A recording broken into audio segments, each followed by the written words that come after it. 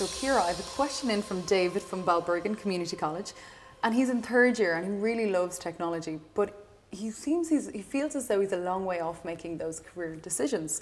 Is there anything you could perhaps recommend for him now to keep him motivated into perhaps getting into something like technology? It's a great problem to have so much time ahead of you. But I would recommend like maybe start getting involved in a Coder Dojo, which is actually started by an Irish guy in Cork. Or maybe even if in school, if you have a computer lab, to ask your teacher, is there any way that you and a few of your friends can do a tutorial that's already on the web, maybe one of the Google tutorials, or if he wants to set up a club by himself, or even if you subscribe to people that you're interested in on Twitter, just so you can know what's new in the industry. I think there's so much online, and there's a lot of like collaboration in software, which is great to get people involved. So I think finding out what you're interested in and then finding other people that are interested in it as well, probably. Brilliant, great tips there.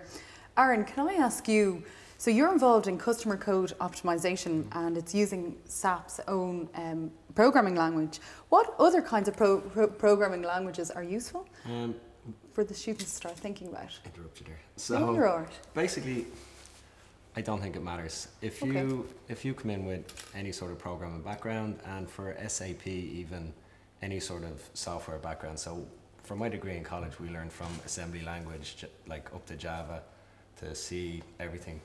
SAP have their own programming language called ABAP. So it doesn't matter. What you've shown is that you can think logically and that you can learn.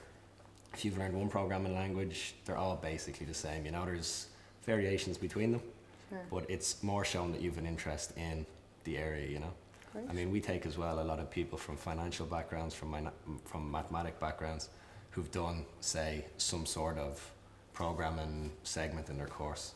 So I don't think the particular language is important, it's more the interest in the area. Brilliant. And you'd support that, Marian? Absolutely, yeah. And even beyond the languages, like we say the core programming languages now, a lot of jobs are coming from the web. So, you know, if you're a little bit more creative, you've got roles which would be like UX, user interface designer, developer. So really what you get to do there is create websites with banners and, you know, draw attention to, you know, certain parts of the site that you want, you know, activity on. And, you know, I think it extends now even beyond just building the back end of a website that you cannot see to more front end, which is like the actual websites that you would actually be on every day. So I think that's where a lot of it's going, and that's like more creative again. So if you were good at art and were decent at maths, you could go into an animation course or digital media. You know, there's a lot more stuff around now than just the back-end programming languages. Yeah, in our work actually, we have a developer team, then we also have a QA team which tests the software. Then we farm out the designer to an Irish company that design the way the UI looks.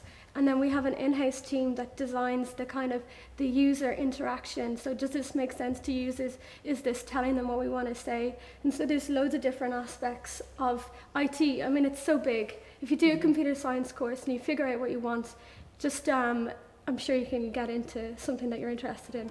Great, really good.